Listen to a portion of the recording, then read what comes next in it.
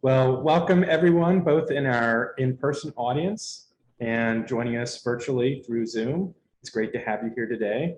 As Sherry mentioned, I'm Bradley Smith, and we're joined by Dr. Walter Meshaka, our Senior Curator of Zoology and Botany. And today we're going to be talking about extinct birds of Pennsylvania. And in particular, we'll be discussing passenger pigeons and Carolina parakeets. Walter, what do you have there with us today? Well, first of all, it's great to be here, always visiting with you, Brad, like this.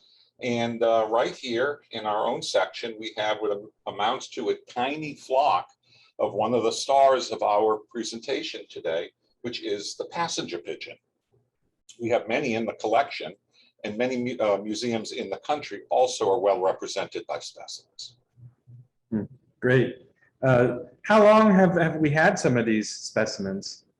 Well, many of them were, of course, taken in the late 1800s, mid to late 1800s. The museum here has been here for over 100 years, so some of these have been here for a very long time. Wow. All right, well, I'm going to turn off my camera. Us too. And turn on our PowerPoint. Okay, and there's our program, Extinct Birds of Pennsylvania. Walter, could you tell us a little bit about the passenger pigeon to start? What did it eat? Where was it found? How common were they? Absolutely. North America was an Eden of great abundance with a lot of natural resources. We had a bison that took days to go by in huge herds. And here we have, in today's talk, the passenger pigeon, for which there were between 3 to 5 billion of them when the Europeans first arrived in North America. These are immense flocks. They ate mast. Their range was pretty much eastern North America, so eastern United States and kind of into southern Canada. Here you can see an example of just how many there were. They would take hours, sometimes days, to cross the sky. Now, why is this? It's because they nested pretty much in the Northeast. That's a good approximation for it. But they would migrate about through the rest of the eastern half of the United States, as you can see there. Up to 100 nests could occur in a tree. I mean, they were nesting cheek to jowl. They nested twice per season. They were fledged at 14 days. This is very quick. So with there being an incredible nutrient base for them to eat, as well as big trees, not only to eat the fruits and the nuts from, but also to nest in, it did not take long for there to sustain such an immense biomass of these birds. And I'm going to just go back to that. This is an artist's recreation of what a flock might have looked like. We have here a quote from Autobahn, and I'll read it just in case you can't see from where you're at. He said, "The birds poured in countless multitudes. I traveled on and I still meant more the farther I proceeded. The air was literally filled with pigeons. The light of noonday was obscured as by an eclipse. The dung fell in spots, not unlike melting flakes of snow. Before sunset, the pigeons were still passing in undiminished numbers and continued to do so for 3 days in succession." So imagine that for 3 straight days. And that's what Autobahn saw. And that's remarkable when you think about it, Brad. Also because, you know, when they were talking about bird dung dropping out of the sky, that's an immense amount of fertilizer that they were dropping as they moved. So here I pulled up some newspaper articles I found about an event that happened in 1871. Walter, what do we know about this event? Well, at that time in Wisconsin, there was, in 1871, there was presumed to be about 1 billion birds, okay? And there was an immense roost, and it was in central Wisconsin. And this appears to be, at least what's readily accessible, as much of an estimate as we can for nesting roosts. And what's stunning about this is that here they had perhaps 1 billion birds, and yet the population size plummeted within 20 years thereafter. Well, and it raises a question, how did such an incredibly drastic decline happen? It was a cumulative effect, really, Brad, of habitat loss. The birds needed big trees. They used oaks and chestnuts for roosting, for food. And once you get rid of those critical parts of their ecological needs, that's lopping a leg off of a table. Then they were overhunted for food. They were considered agricultural pests. And believe it or not, they were just shot just for fun, just for sport. And they did it in all sorts of ways. They used nets and guns. They asphyxiated them with burning sulfur and the like. They would tether a bird down that would draw in other birds, hence the term stool pigeon. Yeah, and that's what this illustration from 1881 is showing. Here's an illustration from that same article showing them captured in nets. I'll say, Brad, that it's sort of it is a heart wreck to see this and recognize this, but it's also a responsibility to share this sort of information. And it seems at the time, with so many of these birds, people just it didn't occur to them that they could have an impact on such a large population. And that, and I also think that there wasn't a care, that they would just take, and then when it was gone, they would find something else. I just don't think there was that much thought to it. Now, if we remember, in 1871, just a few slides ago, there was about 1 billion. But in this slide you just showed, there we go, 1894, they went down to just a few dozen. It staggers the mind that you could go from so much to just to so very few. Yeah, and really, I kind of had to do a double take when I saw this newspaper headline and thought about just the meaning of the fact that the presence of one passenger pigeon was newsworthy in the Chicago Tribune. Well, when you think about it, it was an important bird for food, for human consumption. And when things just suddenly began to disappear, sadly, that's when people really took notice. And incidentally, the last known passenger pigeon that was seen and shot in Pennsylvania was in a small community called Linden, which is near Williamsport in Lycoming County. That was in fall of 1900. And it was during this era that many of the specimens in the State Museum's collection were shot. We have 9 of them. And as this slide here says, there were no early efforts to save them, even though it was abundantly clear that their numbers were crashing. And sadly and strangely, the fewer there were, the greater the intensity of wanting to shoot them, to get them. We mentioned here in our slide that there were foolish ideas regarding their whereabouts. What were some of these foolish ideas? That they migrated to all sorts of places and that they'd one day be back. I've seen that. Some said South America. Yep. Some they went to Siberia, and yeah, the sure. pigeons are in Siberia. They'll be back. Absolutely. And hey, if they go to Siberia, who can check on the veracity of that of that theory? And now there was some legislative action, as we note here in the bullet points, but they were really too little, too late.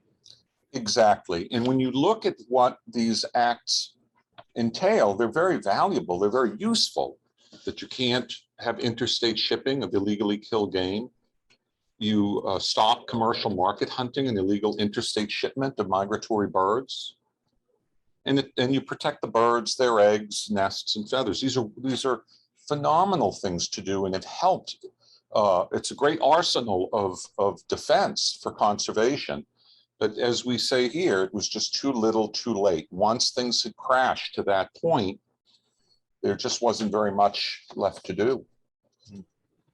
One of the things I've noticed in the early 1900s, you see a lot of newspaper reports about a certain person seeing oh, I saw a dozen passenger pigeons on my farm, or I was going into town and I saw them flying overhead. But so these were pretty common in the first decade of 1900s. But here's what the head of the Pennsylvania Game Commission said in 1910. In short, none of these reports have any veracity, that there's no documented instance of wild pigeons that has been proven Exactly. at that point. And again, this is 10 years after the very last known specimen was shot in Pennsylvania. There was one last sort of attempt to find maybe a vestige population of passenger pigeons. Walter, what do we know about that and this fellow Clifton Hodge? Well, he offered rewards for them.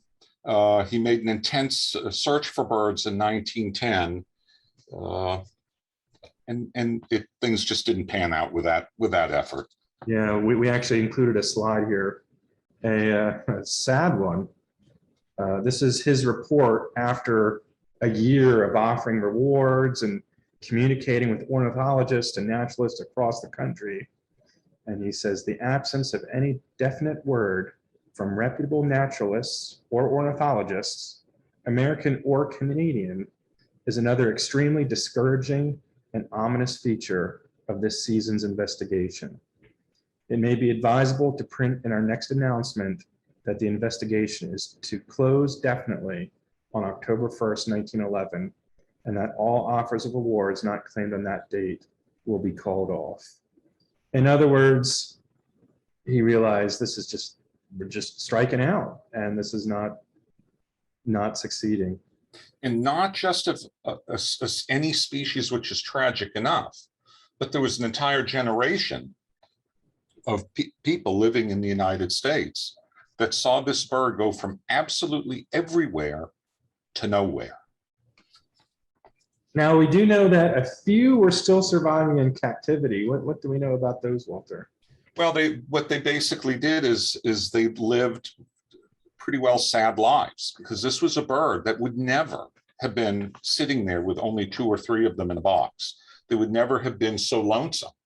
There's something called the Ali effect in biology, which is there are animals that require the sounds of lots and lots of others of their kind and bumping into them, etc. And this is what is a cohesive behavior. It enhances their abilities to breed and to be healthy. And when they're then set alone like that, even though you have a pair, they won't breed. They just sort of decline. Hmm. So it was a very kind-hearted effort, but too much in biology and reality was stacked against this effort. Mm-hmm. Yeah. And this is in Chicago right there. Mm-hmm. And then we're down by 1910, only 1 wild pigeon left, per the newspaper headline there. And that was Martha. She lived by herself. And then when she perished in 1914, she went to the Smithsonian Institution. And as far as we know, that was the very last one. Yes. So, all right. So I'm going to stop sharing my screen for a moment. yeah. We're going to go back to the Zoology Botany Lab. Yeah, and I'm very excited. So you guys, all those that have done Learn at Lunchtimes with me, by the way, I'm Sherry Trimble. I don't know if you said that, museum educator here. And this is one of our first opportunities where we're actually in the lab. So I kind of wanted to give you a little preview. So this whole section here, all this down this hallway, this is just birds, right, Walter? Correct. So all these cabinets, and the ones that you see open here are actually where the pigeons and the parakeets are. And so this is such a cool opportunity for us to see up close what the lab looks like. And now we're going to feature up close a couple more birds. Well, what we have here, first in a bell jar, is one of our passenger pigeons. Beside it is its close relative and common in Pennsylvania, the mourning dove. In the South, there's a ground dove. It's a little smaller. So this provides a little bit of scale. Here we introduce the Carolina Parakeet, which is this next and second star of our presentation of extinct birds in Pennsylvania. And I will add that this is our only specimen of this bird. We take, naturally, like everything, we take extremely good care of it. We feel very fortunate to have it. Brad? All right. Colors are amazing on this guy, Walter. Mm-hmm. As I recall, if I recall correctly, our Carolina parakeet specimen came from Florida in, I think, the 1880s. Yep, up in the Panhandle. All right. Well, I'm going to go ahead and share my screen again. And we'll get back to our PowerPoint. So again, the next bird we're discussing is the Carolina parakeet. Walter, tell us a little bit about this bird. Sure. It's the only parrot in the eastern United States. It was once found in very noisy flocks of 200 to 300 birds. Its favorite habitat, of course, was big trees, as you would expect, so that they could make hollows for nesting. And we can look at the range map again.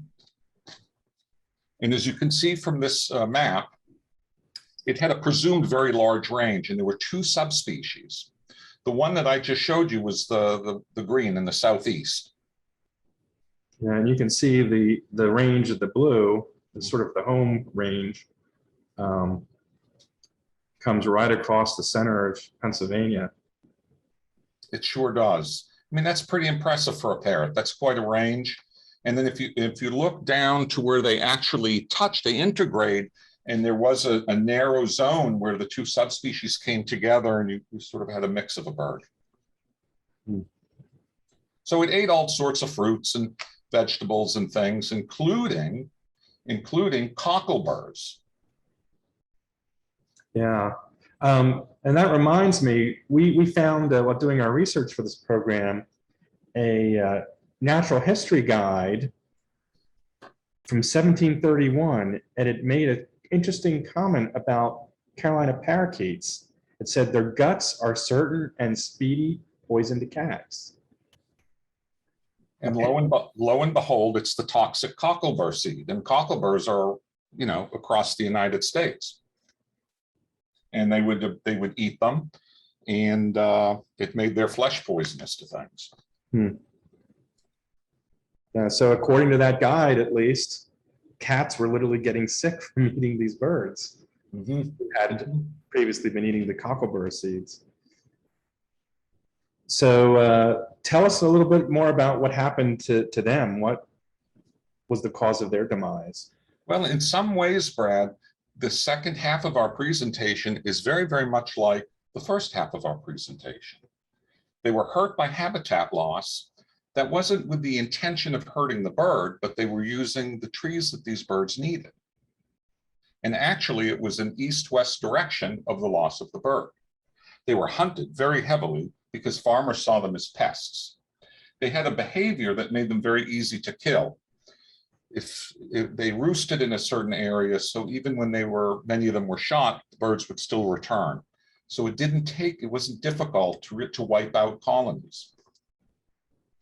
And here we have a quote from Autobahn. He says in 1831 that already at that point, they were very rapidly diminishing. Exactly. And he also went on to say, this is very interesting.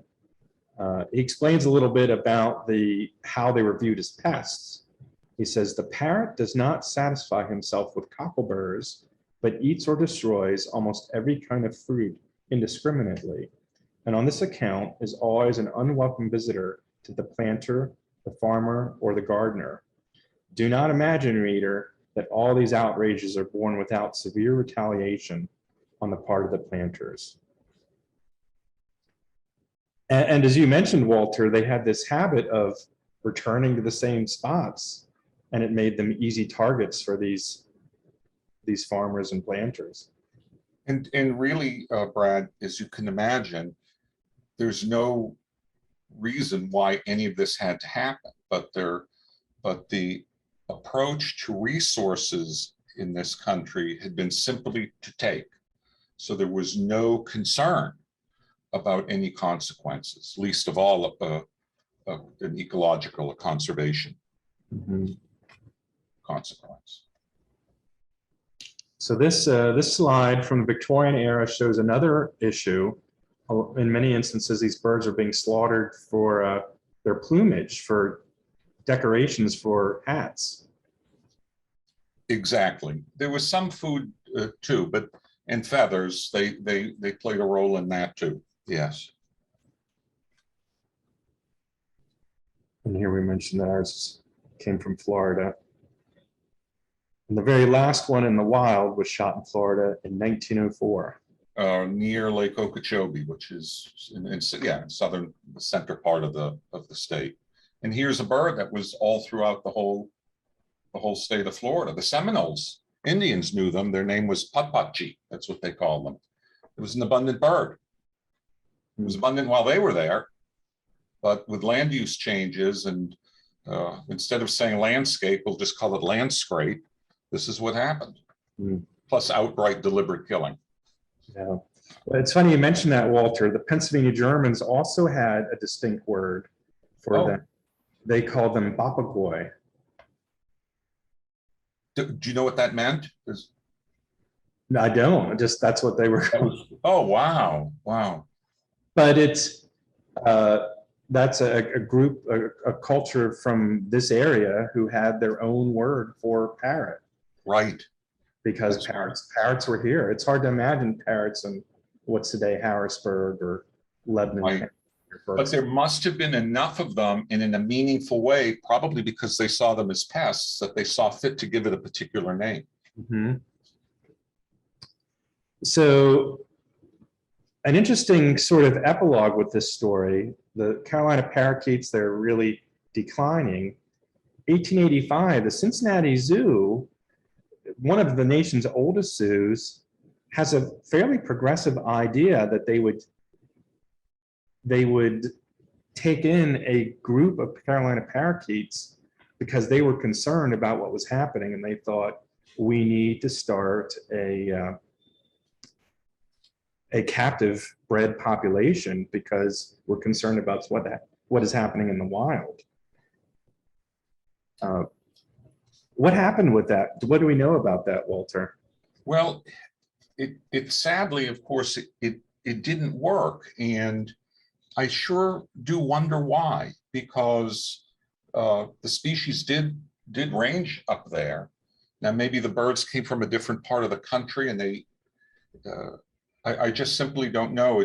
You would think that with 16 potentially breeding birds, that they would pair off. Maybe you'd get something. I don't know how they were kept. I just don't know. But like as in the case, they certainly would have had a better chance of breeding them than passenger pigeons. But I just don't know why it didn't work out. But like the passenger pigeon story, there was compassion and caring and trying to do something good by this species, and it simply did not work. And the last one to die was in 1918. Its name was Incus. And if there's any sad irony to it, it died used in the very same cage that Martha, the passenger pigeon, had died in. Yeah. So they're to be applauded for trying, but it just didn't work. That's an example. That's one of these things where Humpty Dumpty just stays broken. Yeah. And in another ironic twist, so we had mentioned earlier that Martha went to the Smithsonian. The idea was that Incus would also go to the Smithsonian, the last of each of these species, but somehow or other there was some kind of mix-up. They don't know what happened to him. His body disappeared. And to this day, 103 years later, nobody knows what happened to Incus, but he's supposed to be at the Smithsonian. Yep, that's right. That's right. The speculation I've read is that he wound up somewhere in somebody's cabinet of curiosities. We just don't know where. Well, that wouldn't be the first specimen to disappear out of a museum for that reason. So Walter, in our conversations on this subject, we've kind of agreed that there's some common threads between these stories, and you alluded to that a little earlier when talking about their demise. Well, they do have similarities. It was, and if you notice, the overlap in time is almost complete.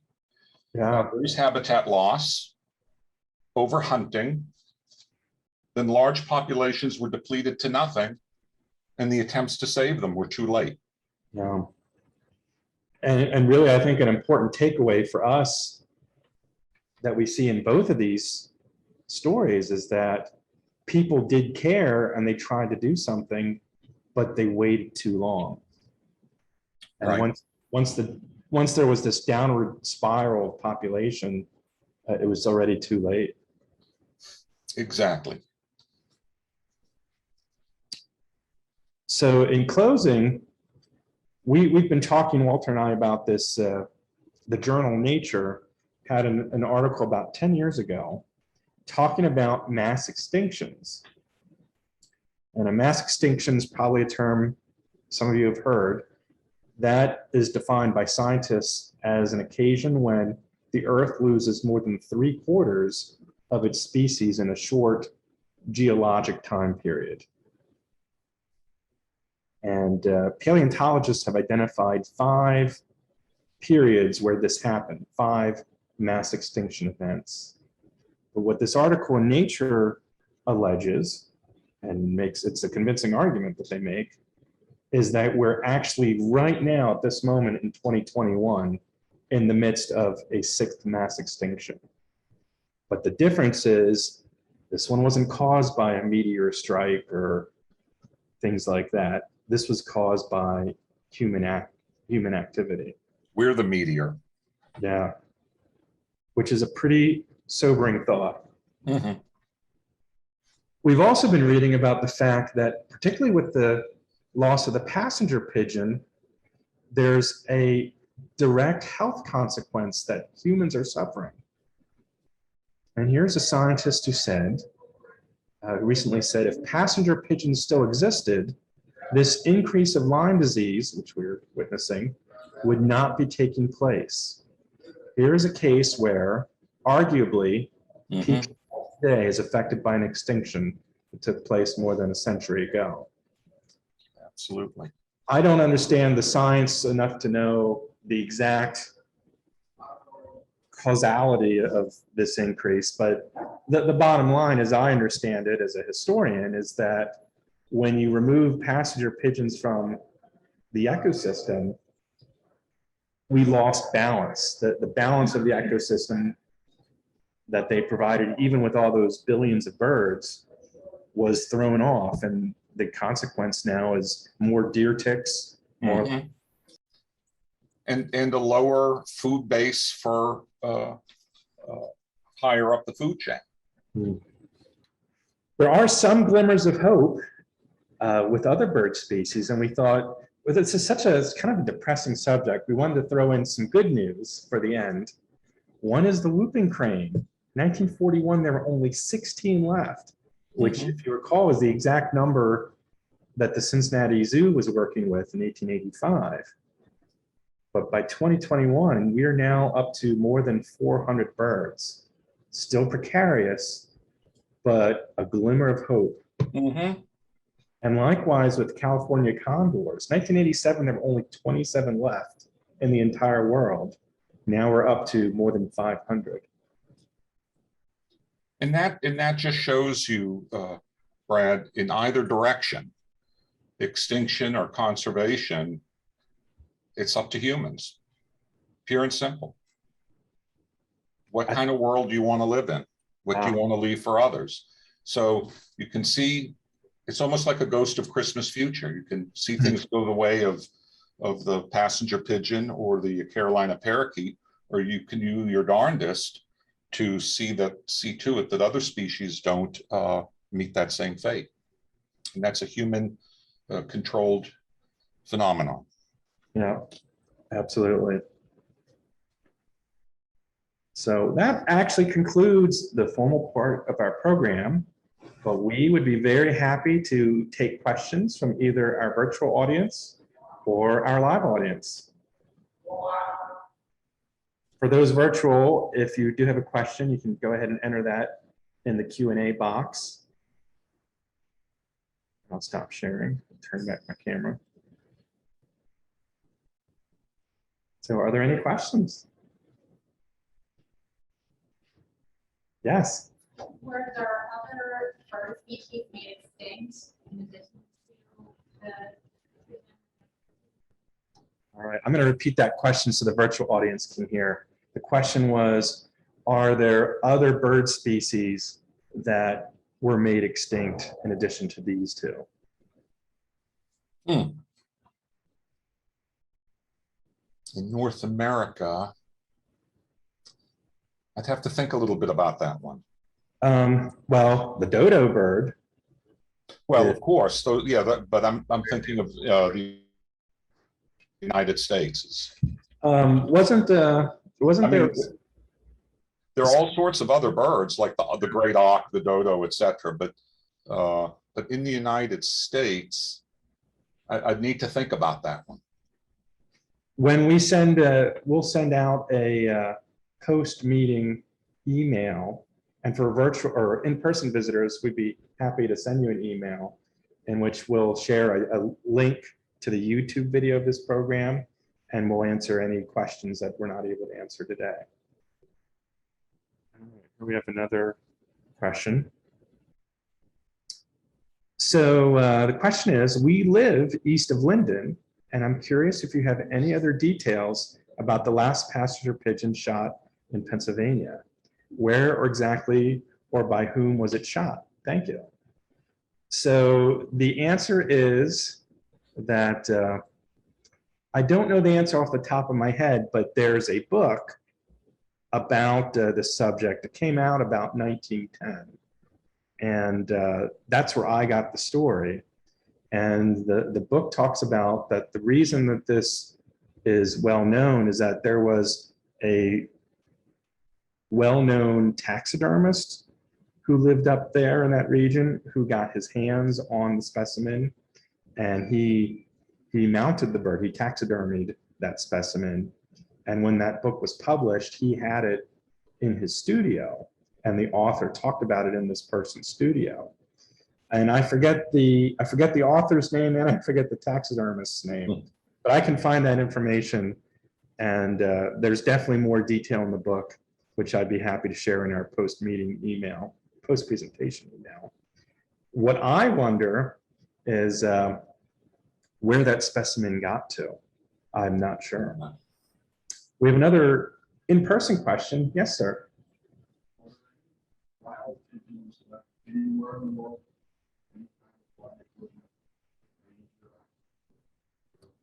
The question is, are there wild pigeons still left in the world of other species?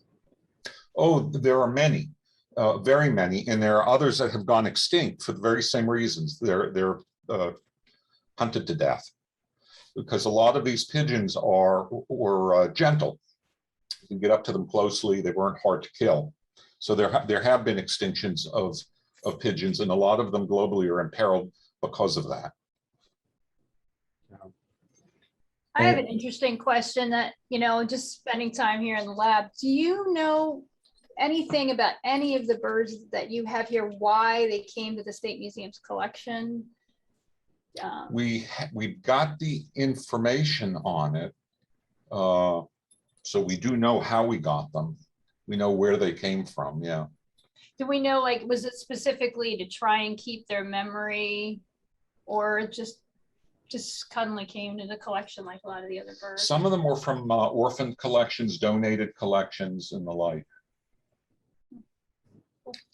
We have a comment from the audience, and I'm sort of kicking myself as I read this. This person mentions the ivory-billed woodpecker is an extinct bird species. And it's ironic because, Walter, you and I talked about possibly that in our presentation. Oh, yeah. And then we forgot about it. Boy, did we forget about it. We ended up, I think, don't you have an ivory-billed specimen there in the lab? Yes, we do. We chose not to talk about that one because their range was more southern, southeast United States. And in the interest of time, we figured we'd focus just on the two we've discussed today. Yeah, I think I found myself thinking more of Pennsylvania than elsewise, but we do have it, and we have it on display on the third floor, and it too came from Florida. Yes. So thank you to the viewer who Absolutely. appreciate it. So any other questions? All right. Well, that concludes our program for this Learn at Lunchtime. We thank you everyone for joining us, and we'll hope to see you again real soon. Thank Take you, care. everybody, and look forward to you seeing back here for Learn Lunchtime. Have a great weekend.